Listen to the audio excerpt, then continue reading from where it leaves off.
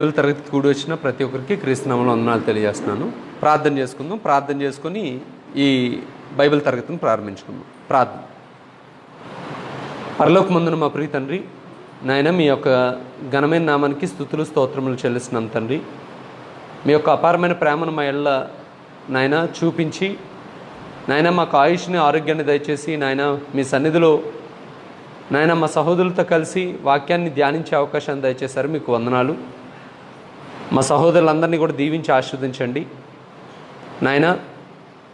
ఇప్పుడు వాక్యాన్ని నేర్చుకోబోతుండగా నాయన మాట్లాడుతున్న నన్ను మరుగు చేసి మీరే మీ ఆత్మ ద్వారా మాట్లాడమని, వింటున్న ప్రతి ఒక్కరూ కూడా ఆత్మీయమైన మేలు పొందుకునేలాగిన వారిని నడిపించమని వేడుకుంటూ, ఈ కార్యక్రమం చివరి వరకు మీ యొక్క జ్ఞానం చొప్పున నడిపించి ఘనతను మహిమను మీరే పొందుకోమని ఈ చిన్న ప్రార్థన మా ప్రభువును మా ప్రియరక్షకుడైన యేసుక్రీస్తు వారి పరిశుద్ధమైన నామంలో మిక్కిలి వినయపూర్వకంగా అడిగి వేడుకుంటున్నాం తండ్రి. ఆమేన్.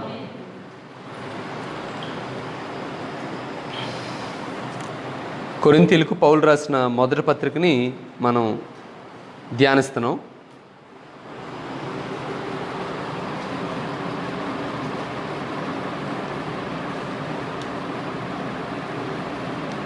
కొరింథీయులకు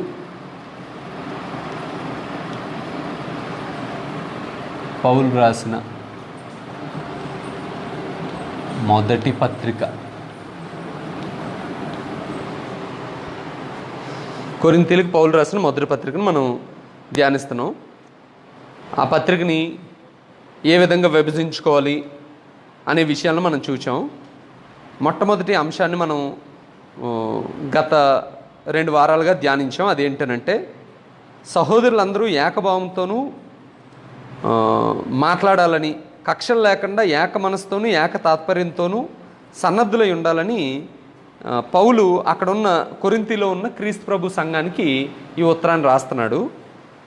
ఈ ఉత్తరం ద్వారా ఆయన తెలియజేస్తున్న విషయం ఏంటంటే, మీలో కలహాలు ఉన్నాయని, గుంపులుగా బ్యాచ్లుగా విడిపోయారని, పౌలు వాడినని, అపోల్లో వాడినని, కేఫా వాడినని, క్రీస్తు వాడినని చెప్పుకుంటున్నారని నా తాత్పర్యం అని చెప్పాడు. ఇప్పుడు అలా ఎందుకు విడిపోతారు, లేకపోతే అలా ఎందుకు విభజనలు వస్తాయి అనేది పౌలు చెప్పే ఉద్దేశం చేస్తున్నాడు. అంటే అంటే ఏదో జ్వరం వస్తే ఆ జ్వరానికి మాత్రమే మందు వేయట్లేదు. అసలు ఆ జ్వరం ఎందుకు వచ్చింది, అది వస్తే ఇక ముందుకు కూడా మీరు ఏ విధంగా సర్దుబాటు చేసుకోవాలి అనే విషయాలన్నింటినీ తెలియజేస్తున్నాడు. సంఘంలో విభజనలు వచ్చాయి, ఆ విభజనలకి కొట్టుకోకండి అని అంటే సరిపోదు. అసలు అలా విభజనలు రావడానికి గల కారణం ఏంటి, అలా ఎందుకు అవుతున్నారు అనే విషయాలను తెలియజేశాడు. ఆ తెలియజేస్తున్నప్పుడు ఏ సంఘంలోనైనా, అది కొరింథీ సంఘమైనా మరి ఇంకే క్రీస్తు ప్రభు సంఘమైనా సరే, విభజనలు రావడానికి గల కారణం ఏంటంటే, అత్యయం అనేది ఎప్పుడు కూడా మనుషుల మధ్య ఏం చేస్తుంది అంటే విభజనలకు దారితీస్తుంది. కాబట్టి ఏం చెప్పాడు అంటే, మొట్టమొదటి ఒక మంచి విషయాన్ని తెలియజేశాడు. 1వ అధ్యాయం ఇక్కడ నుంచి రాస్తున్నాను. 1వ అధ్యాయం 16వ వచనం నుంచి, అంటే 17వ వచనం నుంచి మనం చూసినట్లయితే 2వ అధ్యాయం 5వ వచనం వరకు ఆయన చెప్పిన విషయం, లేకపోతే ప్రధానమైన విషయం ఏంటి అంటే, అత్యంచువాడు ప్రభువునందే అత్యంచాలి, ప్రభువునందు అత్యంచాలి. ఒకవేళ ప్రభువునందు కాకుండా మీ అంతలు మీరు అత్యించారు అనుకోండి, మీకున్న జ్ఞానాన్ని బట్టి కానీ, మీకున్న చదువుని బట్టి కానీ, లేకపోతే నీకున్న నీతిని బట్టి కానీ, నువ్వు చేసే కార్యాలను బట్టి కానీ నువ్వు అత్యించావు అనుకోండి, అది దేనికి దారితీస్తుంది, విభజనలకు దారితీస్తుంది అనే విషయాన్ని తెలియజేశాడు. అప్పుడు ప్రభువునందు అత్యించడానికి దేవుడు ఏమి ఏర్పాటు చేశాడు అని అంటే, మనం మొట్టమొదటి అధ్యాయంలో, అంటే సూచయగా మనం క్రిందటి వారం ఏం ధ్యానం చేసామనంటే, ప్రభువునందు అత్యించడానికి దేవుడికి ఏమి ఏర్పాటు చేశాడంటే, ఇది కొంచెం కిందకి రాసుకుంటే మనకి చక్కగా ఉంటుంది.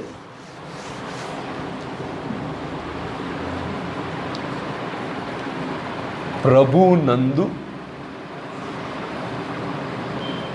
అతిశయించాలి. దేన్ని బట్టి అతిశయించాలి? ఆ అతిశయించడానికి దేవుడు ఏర్పాటు చేసింది ఏంటి అని అంటే,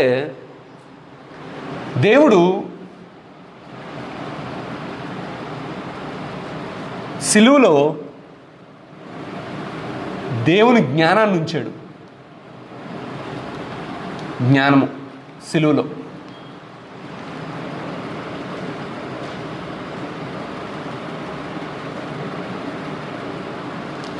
సిలువలో దేవుని జ్ఞానాన్ని ఉంచాడు, సిలువలో దేవుని శక్తిని ఉంచాడు.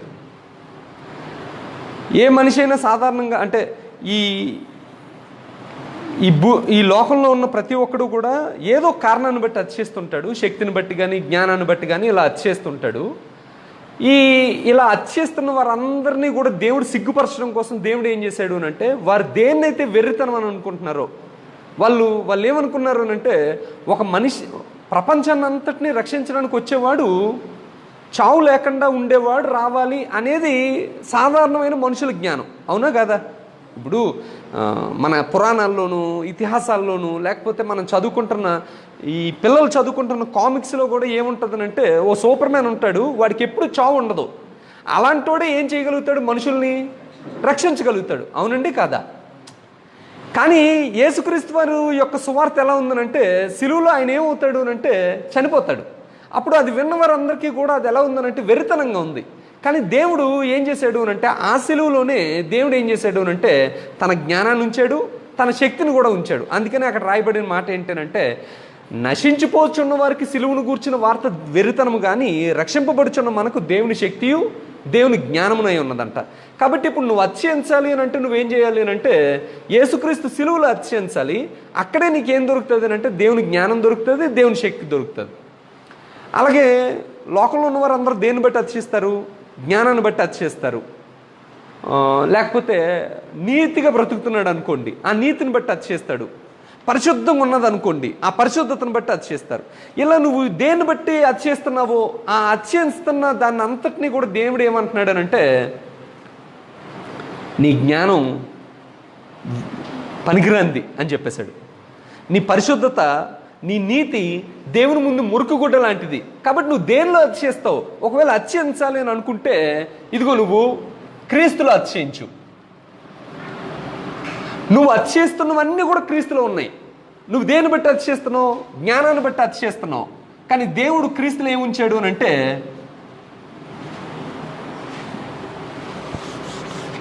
దేవుడు క్రీస్తులో జ్ఞానం ఉంచాడు అంటాడు. అది నీ ఊహకు అందని జ్ఞానం, ఈ లోకంలో ఉన్న జ్ఞానం కాదు. అది ఈ లోకంలో ఉన్నవారు క్రీస్తులో ఉన్న జ్ఞానాన్ని చూస్తే ఎలా ఉంటుందని అంటే అది వెరితనంలా ఉంటుంది. కానీ దేవుడు అసలైన జ్ఞానాన్ని ఎక్కడ పెట్టాడు అని అంటే, నువ్వు ప్రభులో అతిశయించడం కోసం క్రీస్తులో ఏం ఉంచాడు అని అంటే జ్ఞానం ఉంచాడంట. తర్వాత క్రీస్తులో నీతిని ఉంచాడు. వారు ఎందుకు అలా తిరుగుతున్నారు? కూర్చోవాలి, నువ్వు కూడా త్వరగా రావాలి. క్రీస్తులో జ్ఞానాన్ని ఉంచాడు, క్రీస్తులో నీతిని ఉంచాడు, క్రీస్తులో పరిశుద్ధత ఉంచాడు, క్రీస్తులో విమోచన ఉంచాడు. అంటే దేవుడు ఏం చేశాడు అని అంటే, విభజనలకు కారణం లేకుండా, అంటే అతిశయం అనేది విభజనలకు కారణం అవుతుంది. కానీ ఆ అతిశయం నీలో నువ్వు, నాలో నేను, మనుషుల యందు అతిశయించకుండా ఉండడం కోసం దేవుడు ఏం చేశాడు అని అంటే, నువ్వు సిలువలో అతిశయించు. అక్కడ ఏముంటుంది అంటే దేవుని శక్తి ఉంటుంది, దేవుని జ్ఞానం ఉంటుంది. నువ్వు క్రీస్తులో అతిశయించు. అక్కడ ఏముంటుంది అంటే జ్ఞానం ఉంటుంది, నీతి ఉంటుంది, పరిశుద్ధత ఉంటుంది, విమోచన ఉంటుంది. వీటిని బట్టే కదా ఒక వ్యక్తి అతిశయిస్తాడు. నువ్వు అతిశయిస్తున్నది ఏది కూడా యేసుక్రీస్తు సిలువ దగ్గరికి వస్తే అవన్నీ వేస్ట్లకు కనిపిస్తుంది. అప్పుడు అసలైన జ్ఞానం ఎక్కడ కనిపిస్తుంది అంటే క్రీస్తులో కనిపిస్తుంది. అసలైన నీతి ఎక్కడ దొరుకుతుంది అంటే క్రీస్తులో దొరుకుతుంది. అంత పరిశుద్ధత మరి ఇంకెక్కడ మనం చూడలేం, క్రీస్తులో దొరుకుతుంది. విమోచనం ఎక్కడ దొరుకుతుంది అంటే క్రీస్తులో దొరుకుతుంది. కాబట్టి అపోస్తులైన పౌలు అక్కడ ఉన్న క్రైస్తవులందరికీ చెప్తుంది ఏంటంటే, మీరు అనవసరంగా అతిశయిస్తున్నారు. మీరు అతిశయించాలి అని అనుకుంటే ఎక్కడ అతిశయించాలి అని అంటే క్రీస్తులో అతిశయించాలి.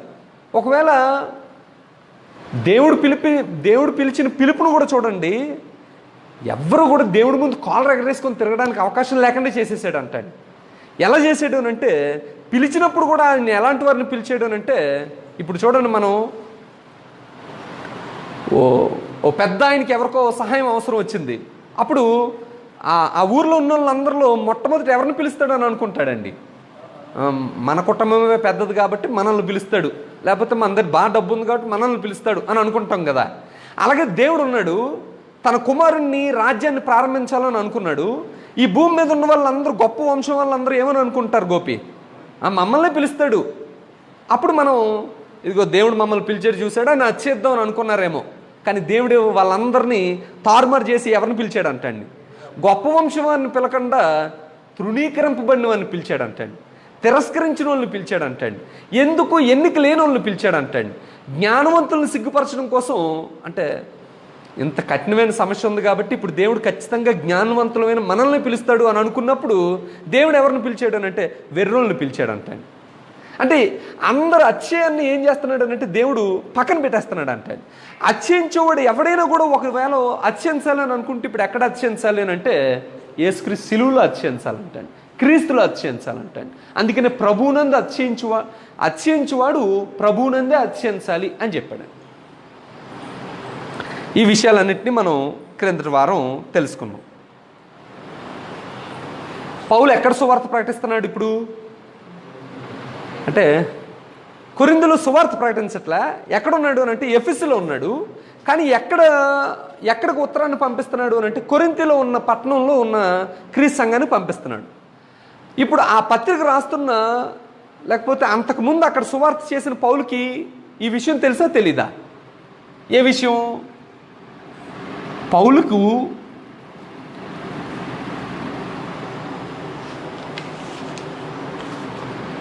పౌలుకు తెలుసు. ఏం తెలుసు అంటే యూదులకి ఏం కావాలంటండి? యూదులకి ఏం కావాలంటండి? సూచక్రియ కావాలండి. మీకు విషయం తెలుసో లేదో, యేసుక్రీస్తునే డైరెక్ట్గా అడిగారండి వాళ్ళు 2-3 సార్లు. మాకేమైనా సూచక్రియ చూపిస్తావా? మాకేమైనా రొట్టెలు పంచుతావు ఇప్పుడు అంటే? యేసుక్రీస్తు నుంచి ఏం కోరుకుంటున్నారు అని అంటే యేసుక్రీస్తు నుంచే కాదు, వాళ్ళ అనాది కాలం నుంచి, ప్రవక్తల నుంచి వాళ్ళు యేసుక్రీస్తు వరకు వాళ్ళు కోరుకున్నది ఏంటంటే వాళ్ళ కళ్ళ ముందు ఏదో సూచక్రియ జరగాలి. యూదులు సూచక్రియలు అడుగుచున్నారు.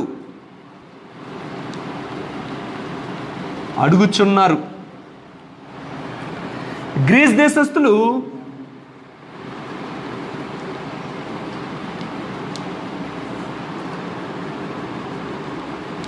జ్ఞానం వెతుకుచున్నారు.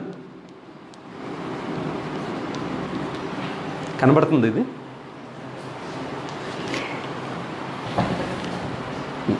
కనబడుతుంది కదా? మీకు కూడా కనబడాలి కదా? సరే, పౌలుకి ఏం తెలుసు? యూదులకి ఏం కావాలో తెలుసు. యూదులకి ఏం కావాలి అంటే సూచక్రియలు కావాలి. మీకు విషయం చెప్తాను చూడండి. యూదులకి సిలువ అనేది ఎలా కనిపిస్తుంది అంటే వెరితనంగా కనిపిస్తుంది. అంటే వెరితనం అని అంటే వెరితనం కూడా కాదు, బలహీనతగా కనిపిస్తుంది.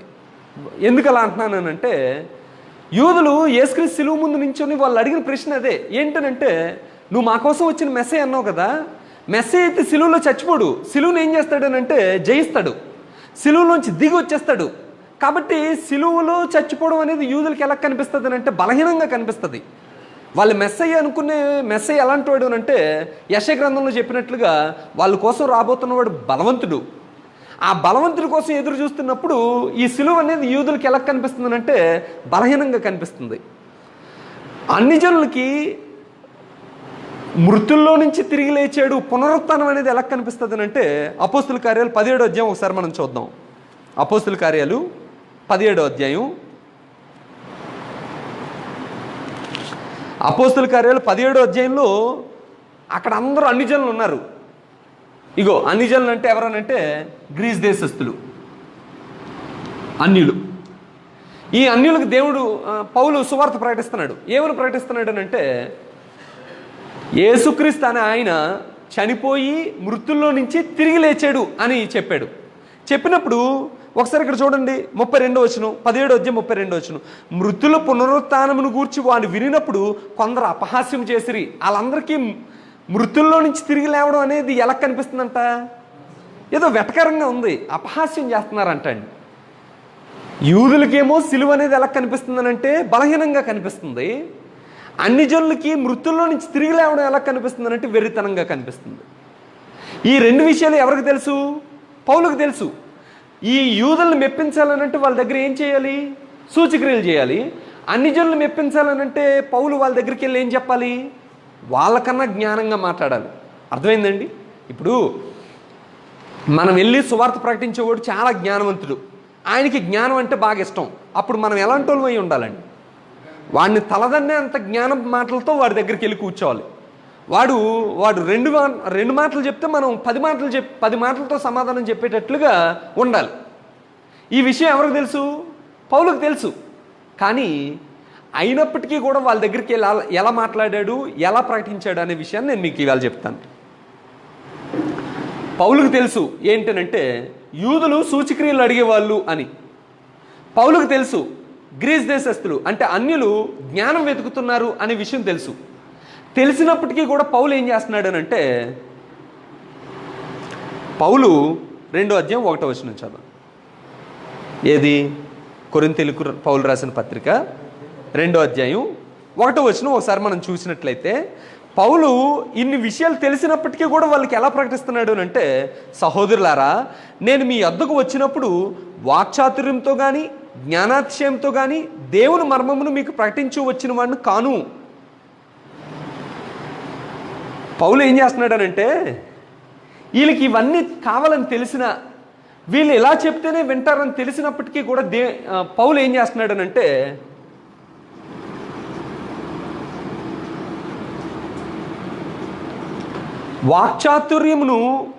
వాక్చాతుర్యంతో వెళ్ళలేదంటండి వాళ్ళ దగ్గరికి. వాక్చాతుర్యం అంటే ఏంటి గోపి?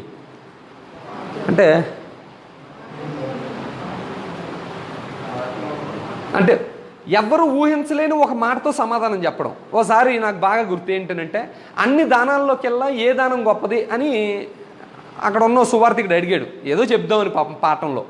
అక్కడికి ఒక పండితుడు వచ్చాడు, మాటల్లో తికమక పెట్టే పండితుడు. నిదానం అన్నాడు. అంటే అన్నదానం, విద్యాదానం అలాంటివి దానాలు అనుకుంటాం, కానీ ఆయన ఏమన్నాడు అంటే నిదానం అన్నాడు. ఒక్కసారే ఈ యువతల ప్రశ్న అడిగినోడు తికమక అయిపోయాడు అనమాట. అంటే వాక్చాతుర్యం అంటే కొంచెం అలాంటిది. అంటే అలాంటిది కాకపోయినా వాక్చాతుర్యం అంటే కొంతమంది మాటలు మాట్లాడుతుంటే నూనెలాగా ఉంటాయి. అంటే నూనె మాటలు అంటారు కదా, నునుపు మాటలు అంటారు కదా. అంటే ఏంటంటే వాళ్ళ మాటలు ఎప్పుడు నొప్పి పెట్టవు, చాలా చక్కగా ఉంటాయి.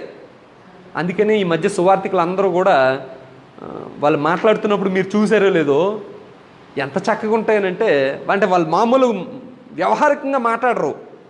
ఇక్కడికి రాగానే వాళ్ళ మాట తీరు మారిపోద్ది. ఏంటంటే అదొకలా మాట్లాడతారనమాట. ఆ మాటలు మనకి ఎంతసేపు అయినా వినబుద్ధి వేస్తుంటుంది. ఇప్పుడు ఈ వాక్యం చెప్తున్నాను కదండి, ఒకవేళ మీలో చాలామంది నిద్రలు రావచ్చు. ఎందుకు? దేవుని వాక్యం ఉన్నదున్నట్లుగా వెళ్ళిపోతుంది. అలా కాకుండా అసలు వాక్యమే చెప్పకుండా, ఒక రాజు, అతని కుమారులు ఉన్నారు అని అనగానే మీ అందరికి ఏమైపోద్దండి? చక్కగా ఉంటుందండి. ఎర్ర సముద్రం ఉంది, ఆ సముద్రం మీద యేసుక్రీస్తు వారు నించున్నారు. బైబిల్లో ఉంటుందండి? అది ఉండదు. ఎర్ర సముద్రం ఎక్కడ ఉంటుంది? ఎర్ర సముద్రం అంటే రక్తంతో ఉన్న సముద్రం మీద యేసుక్రీస్తు నించోవడం అనేది మాట ఉండదు బైబిల్లో. కానీ వాక్చాతుర్యంతో నేను అది చెప్పాను అనుకోండి, అప్పుడు మీ మనసులో ఆకర్షించుకోగలుగుతాను అని తెలిసినప్పటికీ కూడా పౌలు ఏం చెప్తున్నాడంట? వాక్చాతుర్యంతో రాలేదంటండి. తర్వాత వాళ్ళకి ఏది ఇష్టం? జ్ఞానం ఇష్టం, జ్ఞానంతో కూడిన మాటలు ఇష్టం. కానీ అయినప్పటికీ పౌలు ఏం చెప్తున్నాడు అంటే, జ్ఞానాతిశయంతో కానీ, అంటే నేను మీ దగ్గరికి వచ్చినప్పుడు వాక్చాతుర్యంతో రాలేదు, జ్ఞానాతిశయంతో రాలేదు.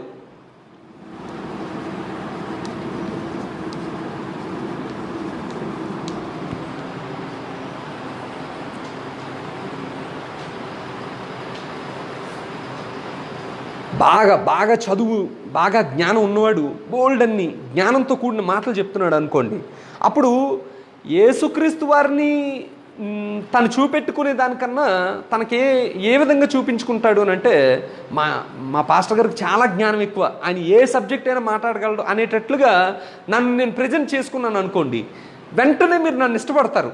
ఆ విషయం పౌలుకు తెలిసినప్పటికీ కూడా ఆయన ఏం చెప్తున్నాడు అని అంటే, నేను మీ దగ్గరికి వచ్చినప్పుడు తీయని మాటలతో రాలేదు, వాక్చాతుర్యంతో రాలేదు, నేను జ్ఞానాతిశయంతో కూడా రాలేదు.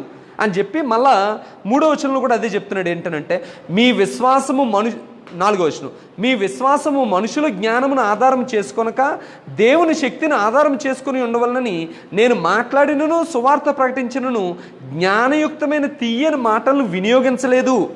ఆయన ఏం చెప్తున్నాడనంటే, పౌలుకి వీళ్ళకి ఇవి మాట్లాడితే ఇష్టమని తెలిసినప్పటికీ కూడా వాక్చాతుర్యంతోనూ జ్ఞానాతిశయంతోనూ తీయని మాటల్ని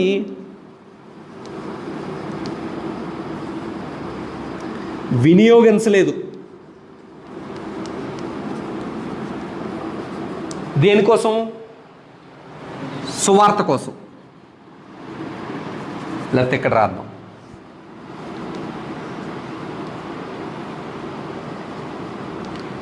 సువార్త కొరకు వాక్చాతుర్యాన్ని కానీ జ్ఞానాతిశయాన్ని కానీ తీయని మాటలను కానీ వినియోగించలేదు. మరి ఎలా వినియోగించాడు? ఏం చెప్పాడు అని అంటే ఒకటే చెప్పాడు అంటండి. ఏం చెప్పాడో తెలుసండి?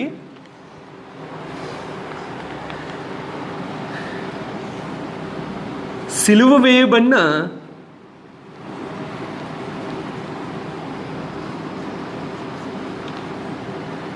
క్రీస్తును ప్రకటించాడు.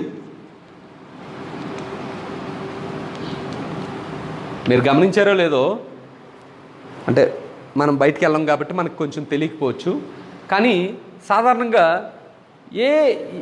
ఎటువంటి సువార్త కార్యక్రమంలోనైనా ఎక్కువ చెప్పించేది, ఎక్కువసేపు దానికి సమయం ఇచ్చేది దేనికోసం అంటే వాళ్ళ జీవితాల్లో జరిగిన సాక్ష్యాలు అంటారు కదా, ఆ సాక్ష్యాలకే ఎక్కువ సమయం ఇస్తారు. ఎందుకు? అది మనుషులను ఆకట్టుకునేటట్టు ఉంటుంది. అంటే వాళ్ళు కూడా క్రీస్తుని గురించిన సిలువని చెప్తారు, ఎక్కడో చివరి లైన్లో చెప్తారు. కానీ మొట్టమొదటి లైన్ నుంచి మీరు గమనిస్తే ఏముంటుందనంటే, వాళ్ళ ఇంట్లో ఒక పక్షవాయువు వచ్చిన ఒక ఆయన ఉంటాడు. ఆయన అనేకమైన డాక్టర్ల దగ్గర తిప్పిన సందర్భం ఉంటుంది.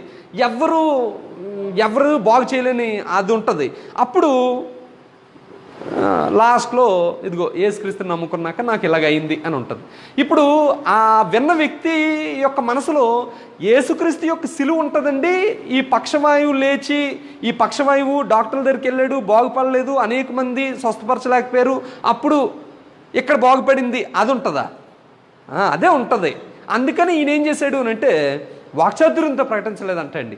ఆయన దగ్గర బోల్డ్ అని స్టోరీలు ఉన్నా కూడా ఏం చెప్పలేదంటండి. ఏం చెప్పాడు అని అంటే, వాళ్ళకి నచ్చినా నచ్చకపోయినా నీ ప్రసంగం అంత బాలేదు అని అన్నారంటండి. 2 కొరింథీ పత్రిక మనం చదివినట్లయితే ఒకసారి మనం చూద్దాం. పౌలేమి పెద్ద ప్రసంగికుడు ఏం కాదు. ఆయన గురించి అక్కడ ఏమని మాట్లాడుకున్నారో ఒకసారి 2 కొరింథీ పత్రికలో రాయబడిందండి. 2 కొరింథీ పత్రిక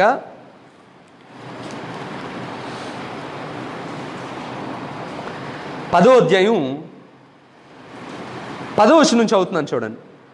పౌలు గురించి అక్కడ మాట్లాడుతున్న మాటలు ఏంటనంటే, పౌలు పత్రికలు ఘనమైనవి, బలీయమైనవి ఉన్నవి, కానీ ఆయన శరీరానికి బలహీనుడు, అతని ప్రసంగము కొరగానిది. అంటే పౌలు మాట్లాడితే అంత పెద్ద ఆసక్తిగా ఏమి ఉండదు, అతనేమి పెద్ద ప్రసంగికుడు ఏం కాదు అని చెప్పారంటండి. ఎందుకు? ఇప్పుడు నేను పెద్ద ప్రసంగికుడిని అనిపించుకోవాలని ఉంటుందా ఉండదా అండి? ఉంటుంది, ప్రతి ఒక్కడికి ఉంటుంది. కానీ పౌలు ఒకవేళ అక్కడ అలా ఎక్కడ అనిపించుకుంటానో అని భయంతో ఉన్నాడు అంటండి. ఆయన ఆ మాట చెప్తున్నాడండి. కొరింథీ రాసిన పత్రిక 2వ అధ్యాయంలో ఇక్కడ చెప్తున్నాడు చూడండి. నేను యేసుక్రీస్తును అనగా సిలువ వేయబడిన యేసుక్రీస్తును తప్ప మరి దేనిని మీ మధ్య నిశ్చయించుకుంటుని, బలహీనతతోనూ భయముతోనూ ఎంతో వణుకుతోనూ మీ మధ్యన ఉంటుని. ఎలా ఉన్నాడనంటే, ఒకవేళ ఎక్కడ నేను పెద్ద ప్రసంగికుడిని అని అనిపించుకోవడం కోసం ఈ తీయని మాటల్ని, ఈ వాక్చాతుర్యాన్ని, ఈ జ్ఞానాన్ని ఎక్కడ ఉపయోగిస్తానేమోనని అతను వారి మధ్యన వణుకుతూ ఉన్నాడంటాడు, భయపడుతూ ఉన్నాడంటాడు. మరొక విధంగా చెప్పాలి అంటే అక్కడ ఆయన శ్రమల్లో కూడా ఉన్నాడు కాబట్టి అందుకోసం భయంతో ఉన్నాడు. కానీ పౌలు ఎంత ఖచ్చితంగా చెప్తున్నాడు చూడండి. 1వ అధ్యాయం 23వ వచనం. అయితే ఒక్క నిమిషం ఈ మాట అనుకొని చదవండి. అది ఏంటనంటే, పౌలుకు తెలుసు ఏంటి, యూదులు సూచక్రియలు అడుగుతున్నారు, గ్రీస్ దేశస్థులు జ్ఞానాన్ని వెతుకుతున్నారు. అయితే అంటే వాళ్ళందరూ ఏమడిగినా కూడా అయితే మేము సిలువ వేయబడిన యేసుక్రీస్తుని తప్ప మరి దేన్ని ప్రకటించలేదు. అంటే యేసుక్రీస్తు సిలువలోనే ఉంది దేవుడి జ్ఞానం అంతా. అది కిందనున్న వారికి నచ్చినా నచ్చకపోయినా నువ్వు దాన్నే ప్రకటించు. ఎందుకోసం అంటే అక్కడ చెప్తున్నాడండి 2వ అధ్యాయం 4వ వచనంలో చెప్తున్నాడండి. ఏంటనంటే, మీ విశ్వాసము మనుషుల జ్ఞానమును ఆధారం చేసుకొనక దేవుని శక్తిని ఆధారం చేసుకోవాలని. అంటే ఈ సువార్తని ఎందుకోసం ఇలా ప్రకటిస్తున్నాడు అని అంటే, దేవుని జ్ఞానాన్ని ఆధారం చేసుకోవాలని ఇలా చెప్తున్నాడు అంటండి. ఎలా చెప్తున్నాడంట? తీయని మాటలతో చెప్పలేదంటండి, వాక్చాతుర్యంతో చెప్పలేదంటండి, జ్ఞానాతిశయంతో చెప్పలేదంటండి. మరి ఎలా చెప్తున్నాడు? ఎలా చెప్తున్నాడనంటే, పరిశుద్ధాత్మ కనపరుచు దేవుని శక్తి, పరిశుద్ధాత్మ కనపరిచే దేవుని శక్తిని వినియోగించి, ఏమని రాసిందమ్మా అక్కడ? దేవుని శక్తి కనపరచు,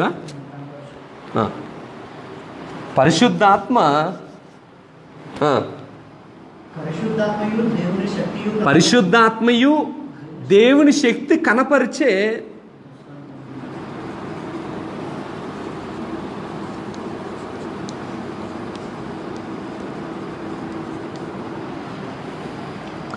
వినియోగించాడు.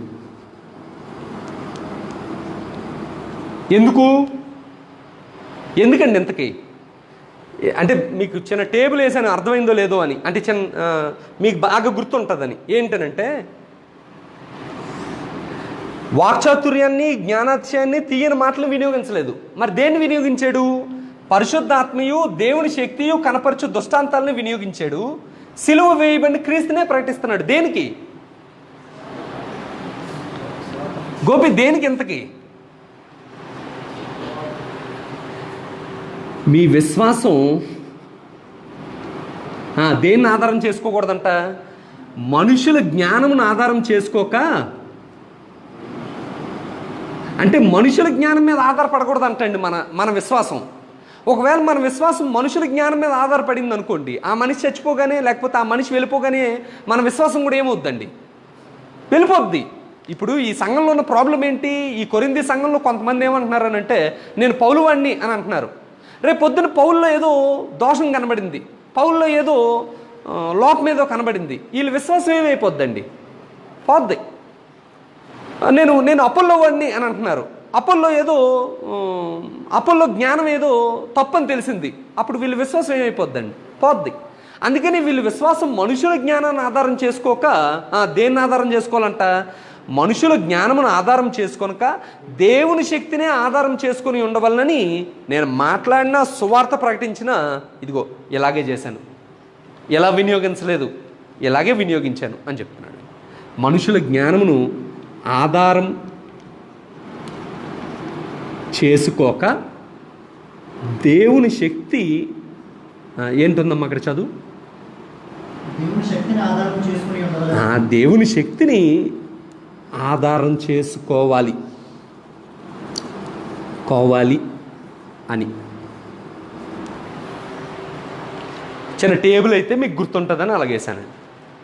ఏం వినియోగించలేదు, ఏం వినియోగించాడు? ఎందుకు ఇలా వినియోగించాడు? మీ విశ్వాసం మనుషుల జ్ఞానాన్ని ఆధారం చేసుకోక దేవుని శక్తిని ఆధారం చేసుకోవాలి అని చెప్పడం కోసం పౌలు ఇలాగనుకున్నాడు. పోనీ ఇలా చేస్తే పౌల్ని నువ్వు సూపర్ అని అన్నారా అందరూను? ఏమనలేదు. ఆయన ఏమన్నారు అంటే, పౌలు పత్రికలు రాస్తే బాగానే ఉంటాయి కానీ అతని శరీరము బాగోదు, అతని ప్రసంగము కొరగాందాలాగా ఉంటుంది అని అన్నారండి. అంటే ఇంకో మాటలో చెప్పాలనంటే, పౌలు ప్రసంగంలో పసేం ఉండదు అనేసారండి.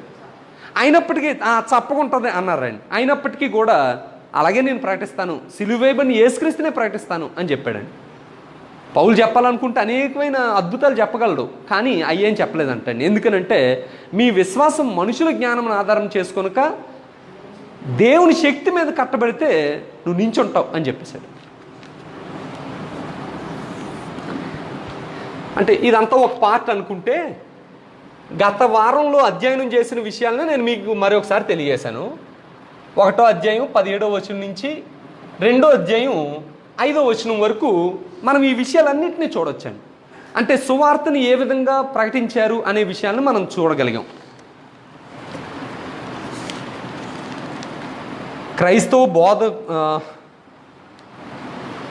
విభజనల కారణాలు, ఈ కారణాల్లో ఈ అధ్యాయానికి సంబంధించిన విషయాలను మనం ఇప్పటివరకు కొంచెం ఆలోచించాం. ఇప్పుడు మిగతా విషయాలను ఆలోచించడానికి ప్రయత్నం చేద్దాం. 2వ అధ్యాయం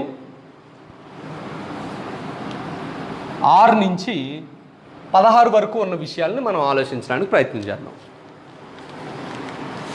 ఎవరైనా చదువుతాం.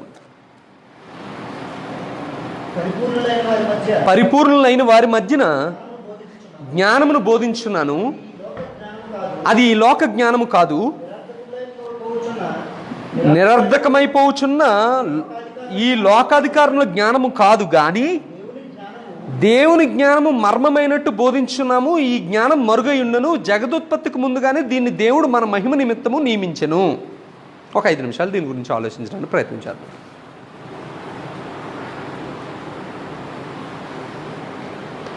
మనం అనుకుంటున్న, అంటే మనం చదువుతున్నది కొంచెం అంటే విభజనల కారణాలు చదువుతున్నాం.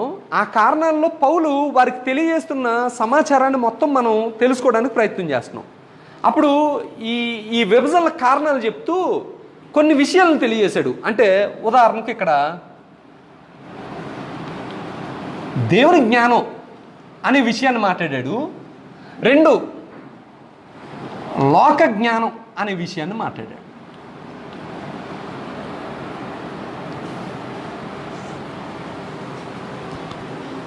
పరిపూర్ణులైన వారి మధ్యన జ్ఞానమును బోధించున్నాను, అది ఈ లోక జ్ఞానము కాదు, నిరర్ధకులైపోవచ్చున్న ఈ లోకాధికారుల జ్ఞానమును కాదు కానీ దేవుని జ్ఞానమును మర్మమైనట్టు బోధించున్నాను. ఈ జ్ఞానము మరుగై ఉండెను. దేవుని జ్ఞానం ఏమై ఉందనంటే మరుగై ఉందంటండి. మరుగై ఉంది, మరుగు చేయబడింది. అది అంటే మరుగు చేయబడిందంటే దాచేశారు. అంటే ఇంకో మాటలో చెప్పాలనంటే దేవుడు ఇన్ని రోజులు దాన్ని సీక్రెట్గా ఉంచాడంటండి. దేవుడు సీక్రెట్గా ఉంచాడంటండి. ఈ సీక్రెట్గా ఉంచిన ఈ జ్ఞానం అప్పటికప్పుడు వచ్చింది కాదు. అది ఎప్పుడు వచ్చిందంట? దీన్ని దేవుడు జగదుత్పత్తి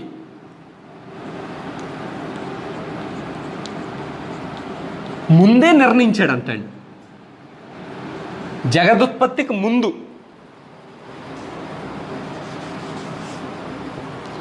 దేనికోసం అంటే ఈ జ్ఞానం మన మహిమ నిమిత్తం. చదవండి.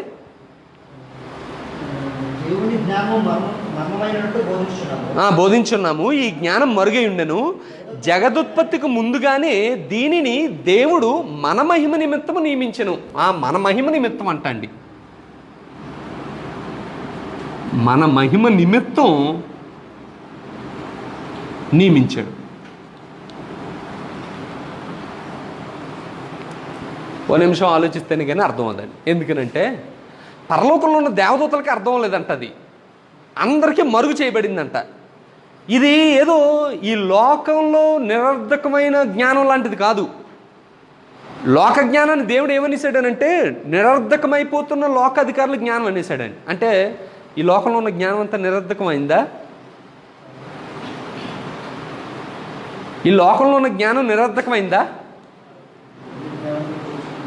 అంటే నిరర్ధకమైందనంటే ఒక విధంగా ఆలోచించాం అనుకోండి, నిరర్ధకమైందే. ఎలానంటే ఉదాహరణకు మొట్టమొదట సైకిల్, ఎద్దుల బండి కనుక్కున్నాడు అనుకోండి. అతను అందరూ ఏం చేసి ఉంటుందండి? ఈ లోకం అంతా అప్రిషియేట్ చేసి ఉంటుందండి. సైకిల్ కనుక్కున్నప్పుడు ఏం చేసి ఉంటారండి? అద్భుతమైన ఇన్వెన్షన్ అని అనుకుని ఉంటారండి. అప్పుడు ఎప్పుడైతే మోటార్ సైకిల్ వచ్చేసిందో ఈ సైకిల్ జ్ఞానాన్ని ఏం చేస్తారండి? పక్కన పెట్టేస్తారండి. ఫస్ట్ టైము ఇలా ఫోన్ ఎత్తి తిప్పుకునే జ్ఞానం కనిపెట్టాడు అనుకోండి. ఎవరు? గ్రహం బెల్ అని ఆయన. కనిపెట్టినప్పుడు ఆయన ఇన్వెన్షన్ చూసి అందరూ కూడా ఏమని అనుంటారండి? అబ్బా అద్భుతం అని అనుంటారండి. ఇంకా పూర్వం జ్వరానికి ఇప్పుడు వాడే మెడిసిన్ వాడుతున్నారండి, అప్పుడేదో వాడి ఉంటారండి. అప్పుడు ఆ జ్ఞానం అద్భుతంగా అనిపించుని ఉంటుందండి. కానీ తర్వాత అప్డేట్ జ్ఞానం వచ్చేసిన తర్వాత అప్పుడుకి సూపర్ అన్న జ్ఞానం కాస్త ఏమైపోద్దనంటే నిరర్ధకం అయిపోద్దండి. అంటే ఈ లోక జ్ఞానం ఏమవుతుందనంటే అది ఎల్లప్పుడూ కూడా నిరర్ధకం అయిపోతూనే ఉంటుంది. నువ్వు ఈరోజు దాన్ని చూసి సూపర్ అని అనుకుంటున్నావు, కానీ అది ఒక 10 సంవత్సరాలు పోయి కదా ఏమవుతుందనంటే ఎందుకు పనికిరాంది అయిపోద్దండి. అవుతుందండి, అవదండి.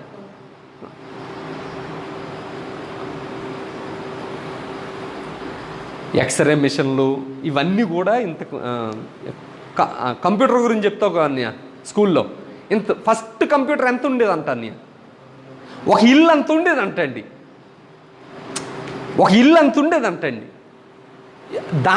దాన్ని చూడడానికి మొత్తం ఆ ఊరంతా క్యూ కట్టిందంటండి. ఎందుకనంటే కంప్యూటర్ కనిపెట్టాడు అని. ఇప్పుడు ఈ సైజుకి వచ్చేసిందండి. ఎందుకనంటే ఇప్పుడు ఆ ఇల్లంతున్న కంప్యూటర్ని ఇప్పుడు ఏం చేస్తారనంటే నిరర్ధకమైన జ్ఞానం. అది జ్ఞానమే కాదా? జ్ఞానమే, కానీ అది పోయిన జ్ఞానం. ఆ జ్ఞానం కాదంటండి దేవుడు చెప్తున్న జ్ఞానం. అదే జ్ఞానం అని అంటే ఇదిగో దేవుని జ్ఞానం అంటండి. అది మరుగై ఉందంటండి, సీక్రెట్గా ఉంచాడంటండి దేవుడు. ఎప్పుడు దీన్ని ఏర్పాటు చేశాడు? సీక్రెట్ని జగదుత్పత్తికి ముందుగానే ఏర్పాటు చేశాడంటండి. ఎవరికి తెలియజేయలేదంటండి. దేనికి ఇంతకీ ఈ సీక్రెట్ అని అంటే మనల్ని మహింపరచడం కోసం దేవుడు ఈ సీక్రెట్ని దాచి ఉంచాడంటండి. ఈ జ్ఞానాన్ని దాచి ఉంచాడంటండి. ఇప్పుడు ఈ జ్ఞానం మరుగై ఉంది, మన మహిమ నిమిత్తం ఏంటిది అని అన్నట్టుగా మనకు ఉంది కదా. అప్పుడు దేవుడు ఏం చెప్తున్నాడు అని అంటే ఇక్కడ చెప్తున్నాడు చూడండి, 8వ వచనం. అది లోకాధికారులు ఎవరికీ తెలిసి ఉండలేదు, వారికి తెలిసి ఉండి నీ ఎడల మహిమా స్వరూపయోగ ప్రభువును సిలువేకిపోయి ఉందరు. లోకాధికారులు అంటే ఒకవేళ పిలాత్ అని అనుకుందాం. పిలాత్ యేసుక్రీస్తుని ఏమని అడిగాడండి? సత్యం అనగా ఏంటి అని అన్నాడండి. ఆన్సర్ దొరకలేదు అతనికి. ఒకవేళ తెలిసి ఉంటే అసలు సిలువ అనే కాన్సెప్టే వాళ్ళకి రాకపోనండి. అప్పుడు ఒక మంచి మాట చెప్తున్నాడు ఏంటంటే, ఇందును గూర్చి దేవుడు తను ప్రేమించే వారికి ఏమి సిద్ధపరిచినో అవి కంటికి కనబడలేదు, చెవికి వినబడలేదు, మనుషు హృదయమునకు గోచరం కాలేదు అని తెలియజేస్తున్నాడు. ఒక 5 నిమిషాలు అందరూ జాగ్రత్త వినడానికి ప్రయత్నం చేయండి. ఏదో సీక్రెట్ ఉందంటండి. అబ్రహాంకి తెలియలేదంటండి, నోవాహుకు తెలియలేదండి. నాలంటే చదువులు లేని వాళ్ళు. యెషయా 66 అధ్యాయాలు కలిగిన పుస్తకం రాశాడు కదా, ఆయనకి తెలియలేదండి. మనం కిందటి వారం చదువుకున్నాం కదా, 1వ పేతురు పత్రిక 1వ అధ్యాయం, మొదటి పేతురు అంటే పేతురు రాసిన మొదటి పత్రిక 1వ అధ్యాయం. సీక్రెట్ చెప్తున్నాడు వినండి అని చెప్తున్నాడు ఆయన. ఏం చెప్తున్నాడు అని అంటే 11వ వచనం చదువుతున్నాను చూడండి. క్రీస్తు విషయమైన శ్రమలను గూర్చి వాటి తర్వాత కలగబో మహిమలను గూర్చి, ఆ మహిమ గురించి ముందుగా సాక్ష్యం ఇచ్చినప్పుడు ఆ ఆత్మ ఏ కాలమును ఎట్టి కాలమును సూచించి వచ్చినో దాని గూర్చి విచారించి పరిశోధించిరి. పరలోకమందు పంపబడిన పరిశుద్ధాత్మ వలన మీకు సువార్త ప్రకటింపబడిన ద్వారా మీకు ఇప్పుడు తెలియబడిన ఈ సంగతుల విషయమై తమ కొరకు కాదు కానీ మీ కొరకే తాము పరిచర్య చేసిరని సంగతి వారికి బయలుపరచబడెను. దేవదూతలు కూడా ఈ సంగతుల్ని, ఈ కార్యములు తొంగి చూడగోరుచున్నారు.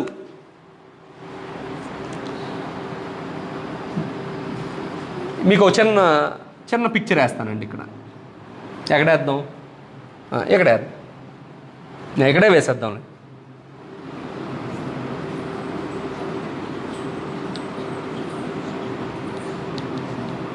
దేవదూత అనుకుందాం.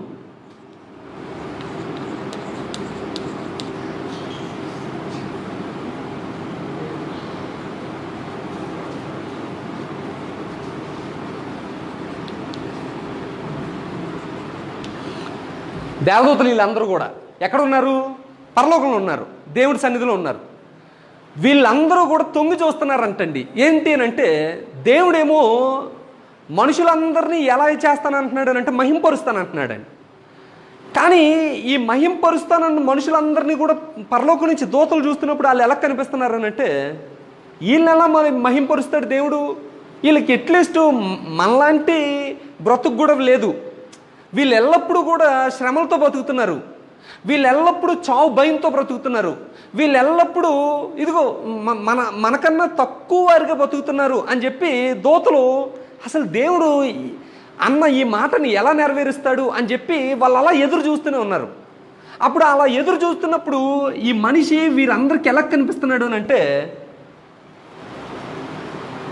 దేవా వీడిని జ్ఞాపకం చేసుకున్నట్టుకు నరుడు ఏ పటివాడు, అసలు వీడి స్థాయి ఏంటి అన్నట్టుగా పరలోకంలో దూతలకి ప్రధానులకి అందరికీ కనిపిస్తుంది. అప్పుడు దేవుడు ఏం చేశాడనంటే, దేవుడిని నీకు మాట చెప్తాను, దేవుడు నిన్నేం చేద్దామని అనుకున్నాడు అంటే మహిమపరుద్దాం అని అనుకున్నాడంట. ఆ మహిమపరచడానికి ఈవిని ఎంచుకున్నప్పుడు ఎప్పుడు ఎంచుకున్నాడంట, జగదుత్పత్తికి ముందుగానే ఎంచుకున్నాడంట. దేనికోసం ఎంచుకున్నాడు అంటే ఆవిడ్ని మహిమపరచడం కోసం ఎంచుకున్నాడంట. ఆవిడ్ని చూస్తే ఎలా ఉందనంటే, అసలు ఈవిడ ఎత్తేంటి, ఈవిడి వాలకమేంటి, అసలు చావు పుట్టుకల మధ్య ఈవిడ భయపడుతున్న ఇలాంటి స్త్రీని దేవుడు మహిమపరచడం ఏంటి అని చెప్పి ఎవరు చూస్తున్నారంట, పరలోకంలో ఉన్న దేవదూతలు అందరూ చూస్తున్నారంట. ఆఖరికి మన మహిమ కోసం రాసిన యెషయా, ఇర్మియా, మలాకి, ఈ మేకా, ఈ ప్రవక్తలు కూడా దేవుడు ఎలా మహింపరుస్తాడు, అసలు ఎలా మహింపరుస్తాడు అని చెప్పి ఆ జ్ఞానం అర్థం ఒక బుర్రలు పిచ్చెక్కిపోతున్నాయి అంటండి. ఆ జుట్టు పట్టుకున్నారంటండి. అప్పుడు దేవుడు వాళ్ళకి ఏం చెప్పాడనంటే, ఇది మీ పని కాదు, ఆ మహిమను నేను ఇస్తాను అని చెప్పి దేవుడు ఏం చేశాడు అంటే, ఈ మనిషిని అంటే ఈ మానవుణ్ణి మహింపరచడం కోసం దేవుడు ఏం చేశాడు అంటే,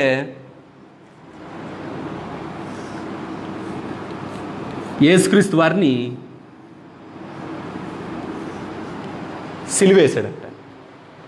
యేసుక్రీస్తు వారిని సిలువేశాడు. అప్పుడు కూడా వాళ్ళకి అర్థం లేదండి. ఏంటనంటే, దేవుడేమో లోకాన్ని రక్షించడం కోసం తన కుమారుని పంపిస్తున్నాను అని చెప్పాడు. మరి గబ్రియల్ దేవత వచ్చి అదే కదా చెప్పాడు. ఏం చెప్పాడు, లోకమును రక్షించడం కొరకు రక్షకుడు పుడుతున్నాడు అని చెప్పాడు కదా. అప్పుడు ఆ దూత ఏమని అనుకుంటున్నాడు అంటే, యేసుక్రీస్తు వారు ఇటువైపు ఒక 10 చేతులు, ఇటువైపు ఒక 10 చేతులు కలిగి ప్రతి చేతిలోనూ ఆయుధంతో లోకాన్ని రక్షిస్తాడేమో అని అనుకున్నారు. కానీ ఇక్కడ భూమి మీదకి వచ్చేటప్పటికి ఆ దూత చూస్తున్నాడు. ఏమని చూస్తున్నాడు అంటే, పరలోకం నుంచి చూస్తున్నారు, యేసుక్రీస్తు వారు సిలువ వేయబడ్డారు. వాళ్ళకి అర్థంలే ఏంటి మహిమ ఏంటి, అసలు మహిమ తేవడానికి వెళ్ళిన యేసుక్రీస్తు చచ్చిపోవడం ఏంటి అనేది వాళ్ళకి అర్థంలే. ఈయన చచ్చిపోతే ఈ మనిషికి ఎలా మహిమ వస్తుంది అనేది అర్థంలే. అప్పుడు యేసుక్రీస్తు చనిపోయాడు. చనిపోయి పాతిపెట్టబడ్డాడు. పాతిపెట్టబడిన తర్వాత అప్పుడు 3వ రోజున ఏం చేశాడు అంటే, మరణాన్ని అంటే ఈయన చచ్చిపోవడం ఏంటి అని అర్థం లేదు. ఆఖరికి సాతానుకు కూడా అర్థం ఒక మేబీ సెలబ్రేట్ చేసుకున్నాడేమో. యేసుక్రీస్తు చచ్చిపోయినప్పుడు సాతాను ఏమని అనుకుంటాడనంటే, రక్షకుని చంపేశాను అని అనుకున్నాడు. కానీ ఈ రక్షకుడు ఏం చేశాడు అంటే 3 రోజుల్లో మరణాన్ని గెలిచి తిరిగి లేచాడు. తిరిగి లేచి ఏం చేశాడు అంటే, పరలోక రాజ్యం అంటే దేవుడి దగ్గరికి వెళ్ళాడు. దేవుడి దగ్గరికి వెళ్ళి ఆయన చెప్పినట్టుగానే ఏం చేశాడు అంటే, ఈ మనిషికి ఓ వాగ్దానం చేశాడు. ఏం వాగ్దానం చేశాడు, నేను పరలోక రాజ్యానికి వెళ్ళిన తర్వాత, లేకపోతే నేను తండ్రి దగ్గరికి వెళ్ళిన తర్వాత మీ హృదయాల్లోకి ఆదరణకర్తను పంపిస్తానన్నాడు. ఎవరిని పంపిస్తానన్నాడు, పరిశుద్ధాత్మను పంపిస్తానన్నాడు. అప్పుడు రమేషు అంటే దేవి పిన్ని, ఇందా చెప్పానే, దేవి పిన్నిని దేవుడు ఎలా మహింపరుస్తాడు, ఆవిడకి ఏమైనా ఆస్తి ఉందనా, లేకపోతే ఆవిడేమైనా పెద్ద ఎత్తుగా ఉందనా, ఏముందని మహింపరుస్తాడు. ఈ శ్యామ్ ఉన్నాడు, ఈ శ్యామ్ అసలు ఎందుకు పనిచేస్తాడు, దేవదూతల కన్నా మహిమనిస్తానని చెప్తున్నాడు దేవుడు, ఎలా మహింపరుస్తాడు అని అనుకున్నారు వీళ్ళందరూ. అప్పుడు దేవుడు ఏం చేశాడనంటే, యేసుక్రీస్తు దేవుడి దగ్గరికి వెళ్ళగానే, తండ్రి దగ్గరికి వెళ్ళగానే తండ్రిని వేడుకున్నాడంట ఆదరణకర్తను పంపించమని. అప్పుడు శ్యామ్ మార్మన్స్ పొందగానే, దేవిపిని మార్మన్స్ పొందగానే, రమేష్ మార్మన్స్ పొందగానే దేవుడు ఏం చేశాడు అంటే పరిశుద్ధాత్మను పంపించాడంట. ఎక్కడికి, మన హృదయాల్లోకి. అప్పుడు ఈ పరిశుద్ధాత్మ ద్వారా మనం ఏం చేసామనంటే యేసుక్రీస్తు వారిని ధరించుకున్నామంట.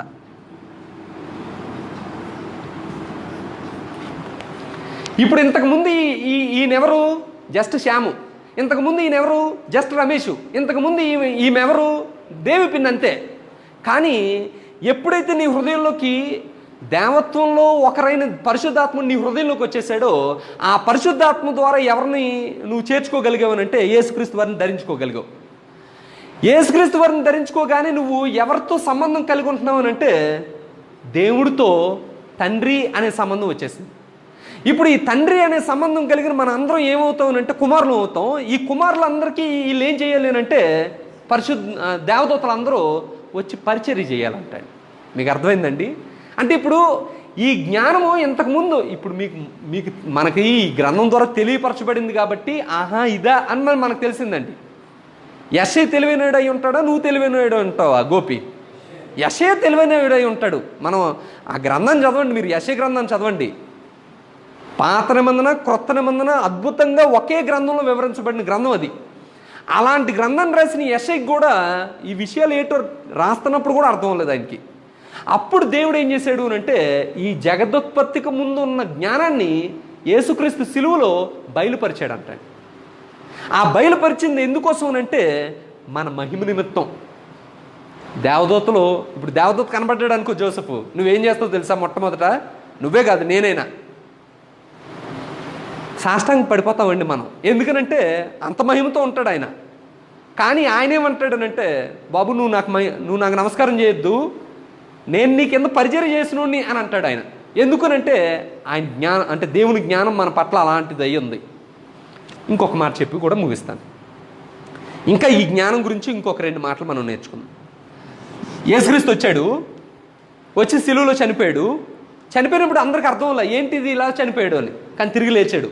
తిరిగి లేచిన తర్వాత ఆయన ఏం చేశాడు అంటే తన సంఘాన్ని కట్టాడు. సంఘం ఎవరితో ప్రారంభించబడిందండి అంటే అపోస్తులతో ప్రారంభించబడింది. అపోస్తులందరూ ఎవరండి? యూదులే. ఆ యూదులు అంటే అపోస్తుల చేత బాప్తిజం పొందిన వారు అందరూ ఎవరండి? వాళ్ళు యూదులే. కాబట్టి మొట్టమొదటి సంఘం ఎవరితో ప్రారంభించబడింది అంటే యూదులతో ప్రారంభించబడింది. ఆ యూదులు అన్యుల్ని ఎలా చూసేవారండి?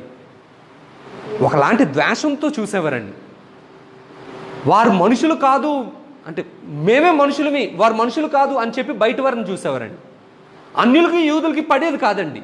అప్పుడు యేసుక్రీస్తు వారు ఏం తెలియజేశారనంటే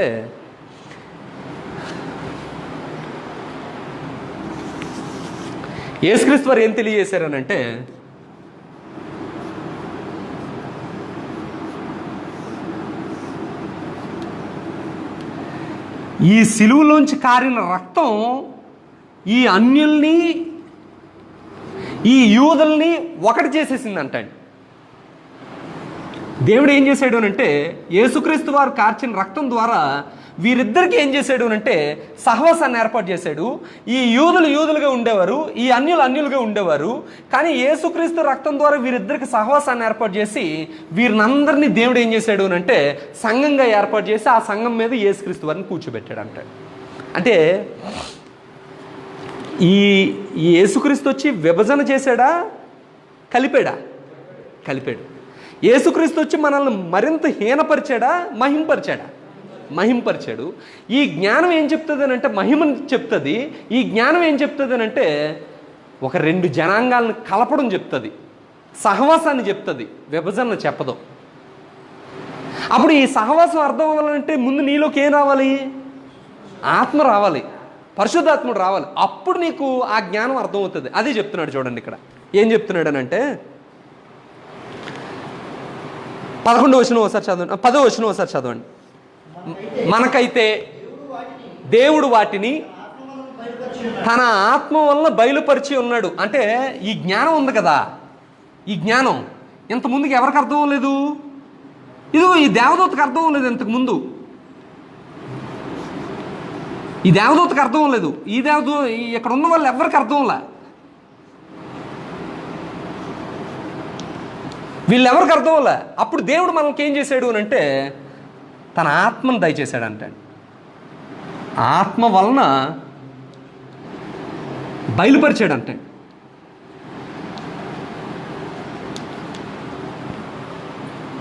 ఆత్మ వలన బయలుపరిచాడు అంటే తర్వాత ఆ ఆత్మ అన్నిటినీ దేవుని మర్మములు కూడా పరిశోధించున్నాడు. ఒక మనుషుని సంగతులు అతనిలో ఉన్న మనుషాత్మకే తెలియను కానీ మనుషుల్లో మరి ఎవరికీ తెలియదు. ఇప్పుడు ఒక మనిషిలో మీరేం ఆలోచిస్తున్నారో ఎవరికి తెలుస్తుందండి? అప్పారావు గారు అని మామూలుగా అమ్మ ఏమనుకుంటుందని అంటే అప్పారావు గారి భార్య మా ఆయన ఏం ఆలోచించినా నాకు తెలిసిపోద్ది అని అంటారండి. అనరా? అంటారండి. ఈవెన్ మామూలుగా నా భార్య ఉంటుంది, నేను అప్పుడప్పుడు కొంచెం ఏదైనా సీరియస్గా ఇంట్లో కూర్చున్నాను అనుకోండి, ఏదో అయ్యింది, ఏంటైంది చెప్పండి అని అంటుందని. ఏం అవ్వలేదు అని అంటాను. మీరేం ఆలోచిస్తున్నారు నాకు తెలిసిపోద్ది అని అంటుందండి. తెలుస్తుందండి నిజంగా? తెలీదు. అది వాళ్ళ భ్రమ అంతే. అది ఎవరైనా అంతే. ఒక మనిషిని ఆత్మ ఆ మనుషుల్లో ఉన్నోడికి ఆడికే తెలుస్తుంది తప్ప ఇంకెవరికి తెలీదు. ఒకవేళ ఇంకొకలాగా ఆలోచిస్తే ఒకవేళ మనిషికి తెలుస్తుందేమో కానీ జంతువుకు అసలు తెలీదు. తెలుస్తుందా? తెలియదు కదా. ఇప్పుడు ఈయన ఏమంటున్నాడనంటే ఒక మనిషిలోని ఆలోచనలు మనిషి ఆత్మకే తెలుస్తుంది. అలాగే దేవుని సంగతులు దేవుని ఆత్మకు గాక మరి ఎవరికి తెలుస్తుంది? ఇందా చెప్తున్నాడే, ఈ లోకంలో ఉన్న జ్ఞానవంతులు అందరూ కూడా ఏమనుకున్నారు అని అంటే దేవుణ్ణి జ్ఞానంతో పట్టుకోవాలనుకున్నారంట. జ్ఞానంతో పట్టుకోవాలనుకున్నారా లేదా? రోమిలికి రాయబడిన పత్రిక 1వ అధ్యాయంలో మనం చదువుతుంటాం కదా. ఏమని చదువుతాం? వారి అవివేక హృదయం అంధకారమైన తాము జ్ఞానులమని చెప్పుకొని బుద్ధిహీనులు అయిపోయి వారు అక్షయుడకు దేవుని మహిమను క్షయమగు పక్షుల యొక్కయు పశువుల యొక్కయు చతుష్పద జంతువుల యొక్కయు పురుగుల యొక్క స్వరూపానికి మార్చేశారు. వాళ్ళు ఏమనుకున్నారనంటే మన జ్ఞానంతో దేవుడిని పట్టుకుందాం అనుకున్నారంట. అనుకుని దేవుడు దొరకలా. అందుకని ఏం చేశారు అంటే కంటికి కనబడిన పక్షిని, కంటికి కనిపిస్తున్న మనిషిని, చతుష్పద జంతువుల్ని, పురుగులను కూడా దేవుడిగా మార్చేసి అదే దేవుడు అని అనుకున్నారు. కానీ దేవుడు ఏమంటున్నాడనంటే మనిషి ఆత్మకి అంటే మనిషిలో ఉన్న సంగతులు మనిషి ఆత్మకి తెలుస్తాయి, దేవుడి సంగతులు దేవుని ఆత్మకి తెలుస్తాయి, మనిషి జ్ఞానానికి తెలియవు. వీళ్ళందరితోనే చెప్తున్నాడు దేవుడు, ఈ లోక జ్ఞానంతో మీరు దేవుడిని పట్టుకోవాలని అనుకుంటే మీకు దేవుడు దొరకడు. మరి ఎలా దొరుకుతాడు? ఇదిగో దేవుడు ఆత్మ వస్తే దేవుడు విషయాలు మీకు తెలుస్తాయి. దేవుడు ఆత్మ రాకమునుపు ఈ దేవుడి జ్ఞానం అంతా ఎలా కనిపిస్తుంది? వెర్రితనంగా కనిపిస్తుంది అంట. అందుకే చెప్తున్నాడు చూడండి 12వ వచనం, దేవుడు మనకు దయచేయబడిన దేవుని వల్ల మనకు దయచేయబడిన వాటిని తెలుసుకున్నట్టుకై మనము లౌకిక ఆత్మను కాక దేవుని యొద్ద నుండి వచ్చిన ఆత్మను పొంది ఉన్నాము. ఈ ఆత్మ బయలుపరిచాడు కాబట్టి మనకు తెలిసింది. కానీ లోక జ్ఞానం కలిగిన అధికారులు కానీ లేకపోతే ఇంకా ఎక్సెట్రా ఎవరైతే ఉన్నారో వాళ్ళెవ్వరికీ కూడా ఎవరికి తెలియలేదు. తర్వాత చదవండి 12వ వచనం తర్వాత 12వ వచనంలో ఏమని ఉందనంటే వాటిని తెలుసుకున్నట్టుకై ఏ ఆత్మ ఉంటే తెలియదంట? లౌకిక ఆత్మ. అంటే జస్ట్ మనిషి ఆత్మని ఎన్ని విధాలుగా చెప్పాడో నేను చెప్తున్నాను. లౌకిక ఆత్మ అంటే ఈ లోకానుసారమైన ఆత్మను కలిగి ఉన్నవాడికి ఈ జ్ఞానం తెలీదు. ఎవరికి తెలుస్తుంది? దేవుడి దగ్గర నుంచి వచ్చిన ఆత్మను పొందుకున్నోడికే తెలుస్తుంది. తర్వాత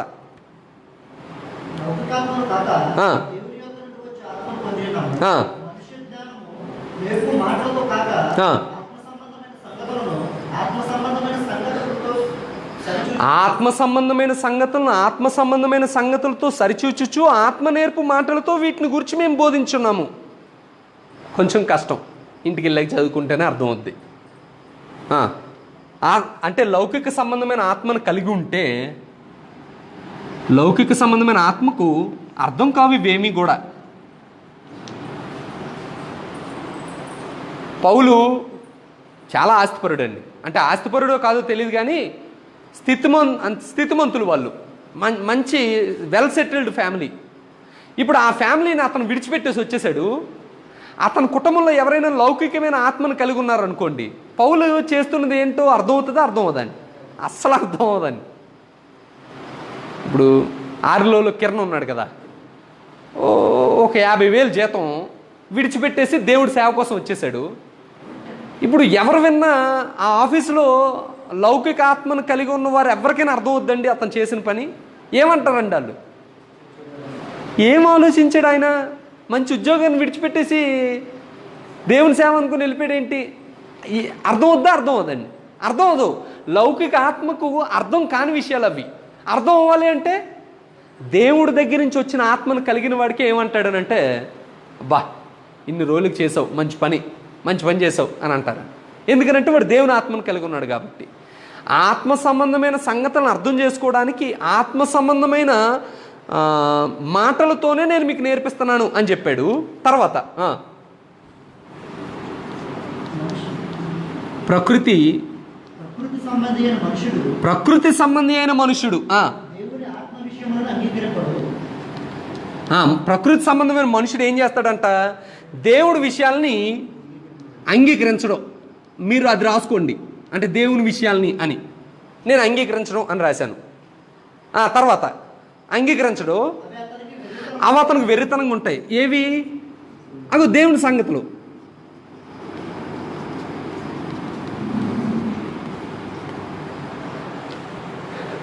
ఈ లోక జ్ఞానంతో దేవుడి సంగతులు తెలుసుకోవాలని అనుకుంటే వాళ్ళకి అది అవి తెలియవు.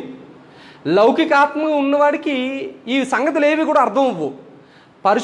ప్రకృతి సంబంధమైన మనుషుడు దేవుని విషయాలను అంగీకరించడం, దేవుని విషయాలన్నీ కూడా అతనికి ఎలా కనిపిస్తాయంటే వెరితనంగా కనిపిస్తాయి. తర్వాత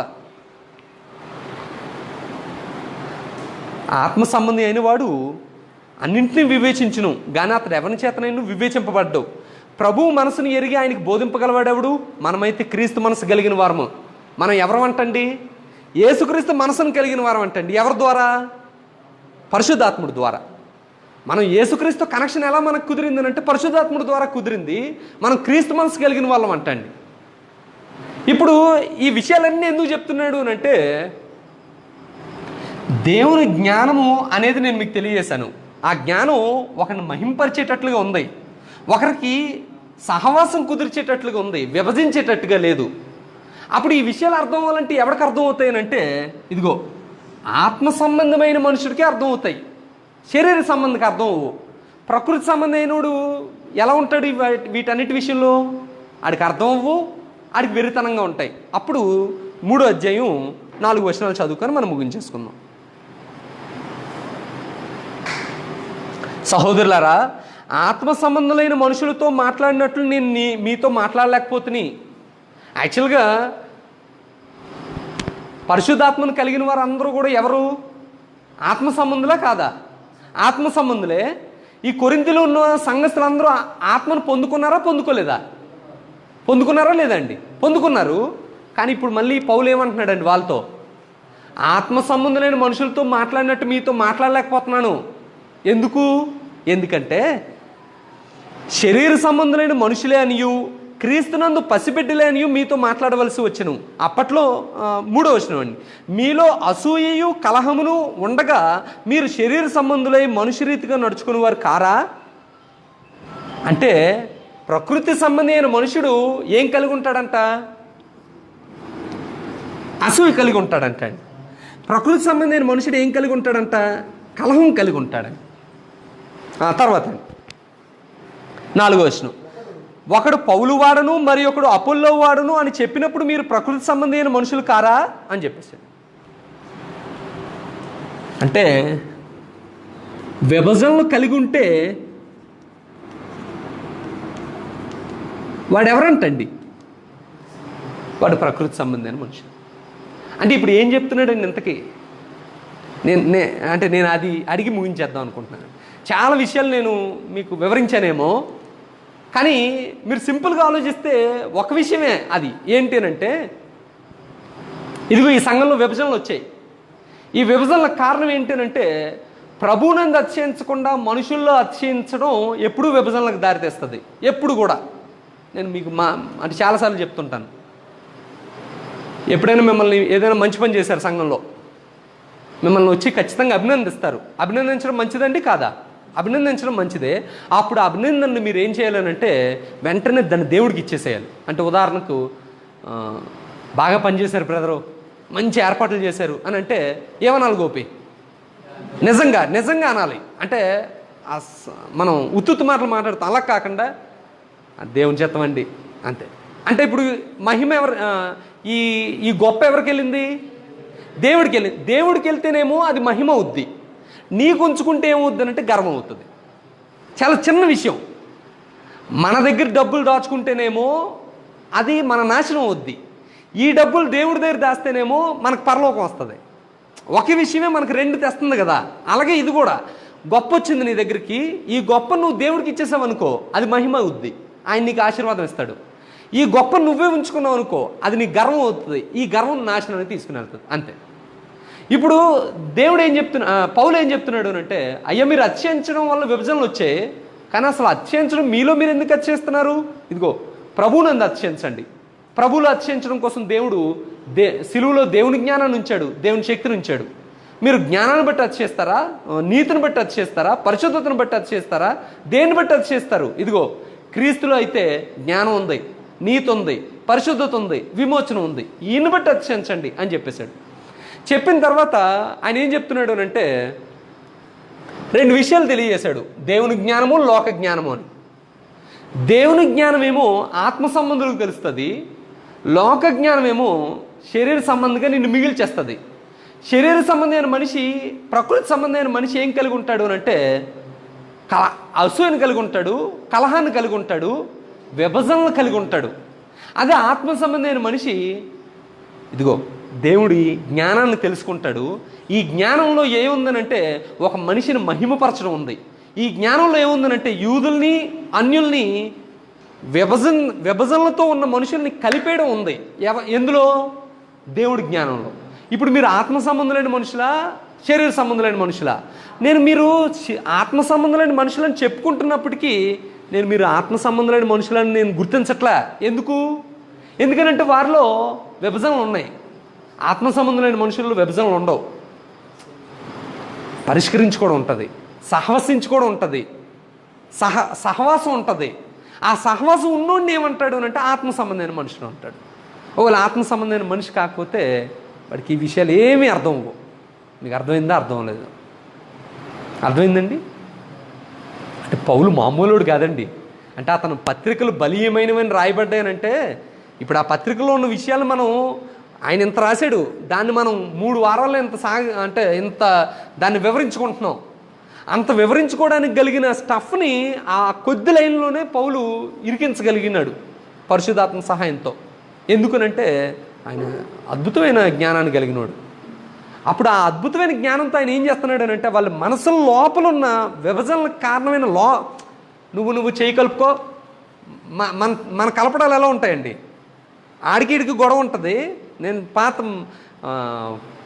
మా చిన్నప్పుడు చూశానండి. ఏం చేసేవారు అంటే ఆ సహోదరుని ఈ సహోదరుని పిలిచేవారు, చేయ కలుపుకోండి అనేవారండి, కలుపుకునేవారండి. ఇంకొంతమంది కౌగులించుకునేవారండి. అందరూ అనుకునేవారు, చప్పట్లు కొట్టేవారండి, కలిసిపోయారండి. అంతే.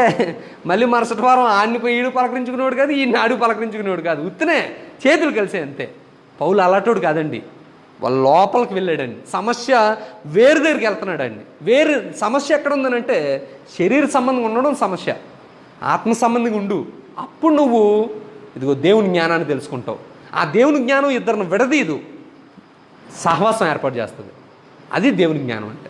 నువ్వు శరీర సంబంధమా ఆత్మ సంబంధమా నువ్వు తేల్చేసుకో అని చెప్పాడు.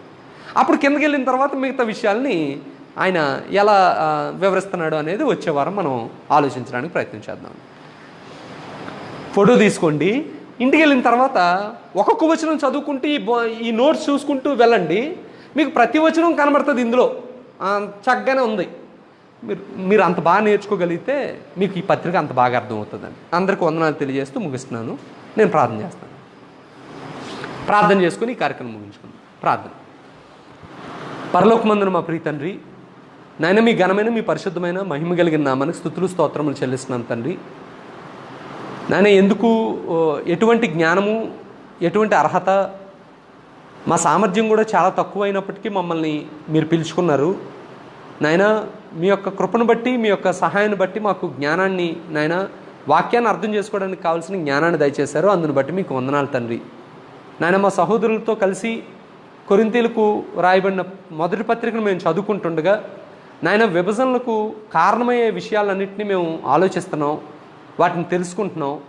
నాయన మేము కూడా అనేకమైన సార్లు శరీర సంబంధులుగాను ప్రకృతి సంబంధమైన మనుషులుగా ఆలోచిస్తున్నామేమో, ఇంకా క్రీస్తులో పసిబిడ్డలుగా ఉన్నామేమో. నాయన మమ్మల్ని మేము పరీక్షించుకోవడానికి మీ యొక్క వాక్యాన్ని మేము నాయన ధ్యానించేలాగా సహాయం దయచేసినందుకు మీకు వందనాలు. ఈ సమయంలో మమ్మల్ని మేము పరీక్షించుకునే అవకాశాన్ని దయచేయండి నాయన. ఆత్మీయమైన సంగతుల్ని అర్థం చేసుకోవడానికి మాలో ఉన్న పరిశుద్ధాత్మని మేము వినియోగించుకునేలాగా కృప చూపించమని వేడుకుంటున్నాము. దీవించండి, ఆశీర్వదించండి. ఈరోజు బైబిల్ తరగతికి హాజరైన వారందరినీ దీవించి ఆశీర్వదించండి. ఆన్లైన్లో ఈ వాక్యాన్ని వింటున్న వారిని కూడా దీవించి ఆశీర్వదించమని వేడుకుంటూ, ఈ కార్యక్రమం చివరి వరకు మీ యొక్క జ్ఞానం చొప్పున నడిపించినందుకు మరొకసారి మీకు స్తుతులు చెల్లించుకుంటూ ఈ చిన్న ప్రార్థన మా ప్రభువు మా ప్రియరక్షకుడైన యేసుక్రీస్తు వారి పరిశుద్ధమైన నామంలో మిక్కిలి వినయపూర్వకంగా అడిగి వేడుకుంటున్నాం తండ్రి. ఆమేన్. అందరికీ వందనాలు.